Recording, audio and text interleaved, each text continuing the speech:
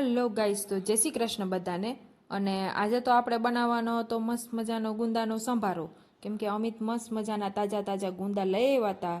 તો આપણે આજે ગુંદાનો સંભારો બનાવીશું. મારો અને અમિતનો બંનેનો ફેવરિટ સંભારો છે ગુંદાનો. તો સૌથી પહેલાં તો ગુંદાના સંભારા માટે આપણે તેને બે ફાડા કરીને આવી રીતે ઠળિયા બહાર કાઢી લેશું. અને તેમાં આપણે નમક એડ કરીને થોડી વાર માટે તેને રહેવા દેશું, જેથી કરીને તેની ગુંદાની બધી જ ચીકાશ બહાર નીકળી જાય.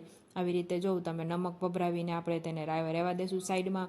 અને એની થોડી વાર માટે રહેવા દઈએ ત્યાં સુધીમાં આપણે અહીંયા પાકા કેળા સમારી લેશું. તો પાકા કેળાનું આજે શાક બનાવવાનું છે. અને પાકા કેળાનું શાક કોનું કોનું ફેવરિટ છે ને તે કમેન્ટ કરીને જરૂરથી જણાવજો. તો આવી રીતે મોટા મોટા આપણે ટુકડા કરી લેશું પાકા કેળાના. લાસ્ટમાં આ શાક આપણે વઘારીશું.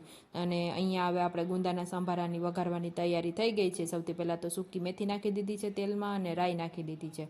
અને હવે હળદર નાખીને ગુંદાનો વઘાર કરી દીધો છે. અને આવી રીતે હલાવીને તેને આપણે મીડિયમ ગેસ ઉપર પાકવા દેશું સંભારાને સરસ મજાનો. તો થોડી વાર પાકી જાય ને ત્યારબાદ તેમાં આપણે લીલા તીખા મરચાં નાખી દઈશું અને ફરીથી તેને થોડી વાર માટે રહેવા દઈશું. અને ત્યાં સુધીમાં અહીંયા આપણે ફુલકા રોટલીની તૈયારી પણ થાય છે.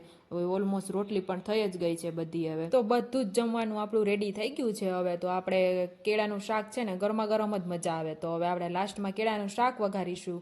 તો કેળામાં આપણે સૌથી પહેલાં તો હળદર નમક એડ કરી દઈશું અને તેલ મૂકીને તેમાં આપણે રાઈ જીરા અને હિંગનો વઘાર કરી દઈશું. અને ત્યારબાદ તેમાં આપણે પાકા કેળા એડ કરીને ખાલી કેળાને આપણે ફેરવવાના જ છે તેલમાં, કેમ કે પાકા કેળા છે એટલે ચોળવવાના તો કાંઈ હોય નહીં. અને ત્યારબાદ તેમાં આપણે ધાણા જીરું પાવડર અને લાલ મરચું પાવડર નાખી દઈશું. અને આ શાક ફૂલ તીખું હોય ને તો જ મજા આવે.